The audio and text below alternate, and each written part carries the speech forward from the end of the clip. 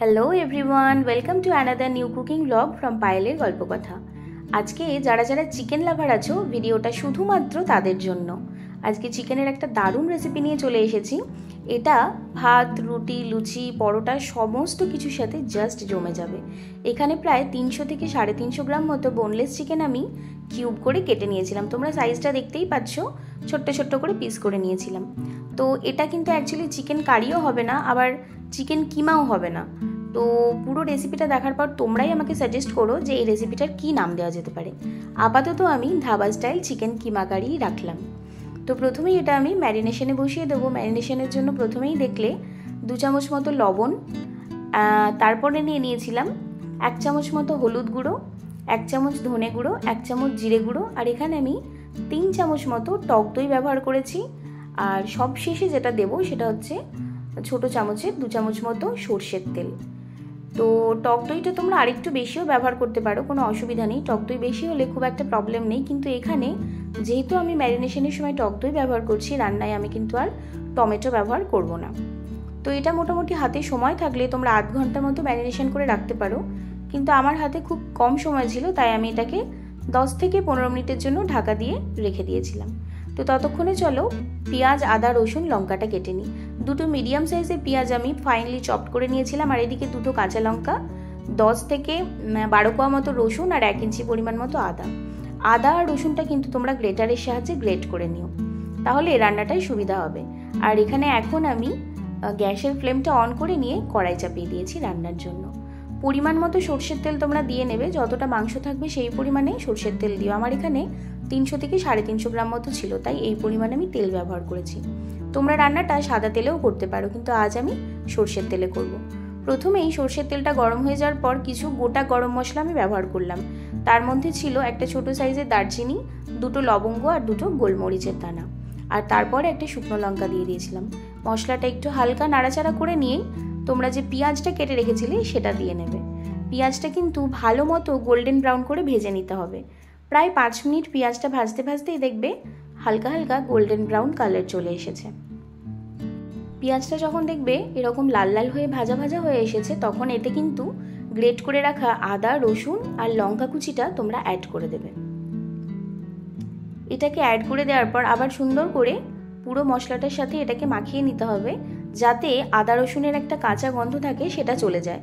তো এটা সুন্দর করে ভাজা ভাজা করে নেবে। যখন দেখবে মোটামুটি ভাজা ভাজা হয়ে এসেছে, তখন এতে গুঁড়ো মশলাগুলো অ্যাড করে দেবে। তোমরা দেখতেই পেলে আমি 1 চামচ মতো নুন দিয়েছি, আর 1 চামচ মতো হলুদ। আবার এটাকে ভালো করে মিশিয়ে নেবে। মেশানোর পর 1 চামচ মতো ধনে গুঁড়ো আর 1 চামচ মতো জিরে গুঁড়ো আমি এখানে অ্যাড করলাম। 1 চামচ ধনে গুঁড়ো আর 1 চামচ জিরে গুঁড়ো এই কারণেই অ্যাড করলাম, ম্যারিনেশনের সময় অলরেডি আমি 1 চামচ করে কিন্তু ওখানে ইউজ করে রেখেছি, তাই। আর তোমরা দেখলে কাশ্মীরি রেড চিলি পাউডার দিয়েছি অল্প একটু, আর এখানে যেটা ব্যবহার করছি সেটা হচ্ছে চিকেন কারি মশলা। চিকেন কারি মশলাটা দিলে চিকেন কিমার টেস্টটা খুব ভালো আসে। তোমরা যদি মনে করো যে ব্যবহার করবে না, তাহলে স্কিপ করতে পারো। তো দেখো মশলাটা খুব সুন্দরভাবে মিশিয়ে নিতে হবে। এখানে একটুখানি ড্রাই হয়ে গেছিলো বলে আমি সামান্য একটু জল অ্যাড করলাম। আর সত্যি কথা বলতে আমি একটুখানি কম তেলে রান্না করতেই পছন্দ করি। এই কিমা কারিটা একটু বেশি তেল দিয়ে রান্না করলেই ভালো হয়, তাহলে টেস্টটা আরও অনেক বেশি ভালো আসে। কিন্তু খুব একটা বেশি তেল খাওয়া তো হেলথের জন্য খুব একটা ভালো না, তাই আমি কিন্তু যতটুকু তেল প্রয়োজন ততটুকুই দিয়েছি। আর এখানে দেখো খুব সুন্দর করে মশলাটা মোটামুটি কষানো হয়ে এসেছে, তবে এখনও কিন্তু কমপ্লিট হয়নি। এখনও প্রায় 5 মিনিট মতো মশলাটা কষবে।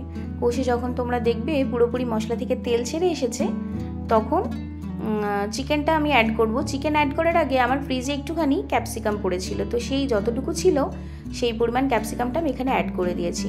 ক্যাপসিকাম না দিলেও চলে, তোমাদের যে দিতেই হবে তার কোনো মানে নেই, যেহেতু ছিল আমি তাই দিয়ে দিয়েছি। ক্যাপসিকামের ফ্লেভারটা চিকেনের সাথে খুব ভালোভাবে মিশে যায়। আর দেখো এরপর আমি ম্যারিনেশন করে রাখা চিকেনটা দিয়েছিলাম, আর পাত্রে একটুখানি মশলাটা যেহেতু লেগেছিল, দইটা ওই ধোয়া জল, পাত্র ধোয়া জলটাও আমি দিয়ে দিয়েছি। আর তোমাদেরকে একটা জিনিস প্রথমে আমি বলিনি, সেটা হচ্ছে যে আলু। অ্যাকচুয়ালি চিকেন কিমাতে কিন্তু কেউ আলু ব্যবহার করে না, কিন্তু ভাই আমরা বাঙালি, আমরা আলু ছাড়া চলতেই পারি না। আর আমার আর আমার হাজব্যান্ডের ফেভারিট সবজি হলো আলু, তাই জন্য আমি এখানে পোস্তর যেরকম তোমরা আলু কেটে থাকো ঠিক ওরকম সাইজের আলু, আমি মিডিয়াম সাইজের একটা আলু কেটেছিলাম, এমন কিছু বেশি নয়। তো মিডিয়াম সাইজের একটা আলু ওরকম পোস্তর মতো কেটে নিয়ে আমি একটা সিটি দিয়ে রেখে দিয়েছিলাম। তো সেই আলুটা সবার শেষে আমি অ্যাড করলাম। যেহেতু অলরেডি আলুটা একটা সিটি দিয়ে সেদ্ধ করা আছে, তাই শেষে অ্যাড করলে কোনো অসুবিধা নেই। আর দেখো, আমি কিন্তু রান্নাটায় এক ফোঁটাও জল ব্যবহার করিনি, শুধু মশলাটা কষানোর সময় হালকা একটু জল দিয়েছিলাম। তার কারণ চিকেন থেকে অলরেডি জল ছাড়ে, তোমরা জানো। আর এখানে যেহেতু দই ব্যবহার করা আছে, তাই নিজে থেকেই অনেকটা জল ছেড়েছে। এই জলেতেই কিন্তু চিকেনটা সেদ্ধ হয়ে যাবে। আর সত্যি কথা বলতে এই গোটা রেসিপিটা রান্না করতে 10 থেকে হার্ডলি 15 মিনিট মতো সময় লাগে। তো তোমরা কিন্তু রাত্রের ডিনারে বা দুপুরের লাঞ্চে অবশ্যই কিন্তু এই রেসিপিটা একবার ট্রাই করতে পারো। কথা বলতে বলতে দেখো মোটামুটি রান্নাটা আমার হয়েই এসেছে, হার্ডলি 10 মিনিট মতো সময় লেগেছে। আর সব শেষে আমি গ্যাসের ফ্লেমটাকে অফ করে দিয়ে একটু পিঞ্চ অফ গরম মশলা ছড়িয়ে দিলাম। এই গরম মশলাটা কিন্তু হোমমেড, আমার বাড়িতে বানানো। যদি এই গরম মশলার রেসিপি তোমাদের লাগে অবশ্যই আমাকে কমেন্ট বক্সে কমেন্ট করে জানিও, আমি তোমাদেরকে রেসিপিটা বলে দেবো। আর আজকের স্পেশাল চিকেন কিমা কারি আমাদের একদম রেডি হয়ে গেছে। তো কার কার রেসিপিটা ভালো লাগলো অবশ্যই জানিও। আর আজ রাতে আমি রুটির সাথে এটা সার্ভ করেছিলাম। তো তোমাদের ইচ্ছে হলে লুচি, পরোটা, ভাত যে কোনো কিছুর সাথেই খেতে পারো। আজকের মতো ভিডিওটা এখানেই শেষ করলাম। ভালো লাগলে একটা করে লাইক, কমেন্ট, শেয়ার করে দিও। টাটা।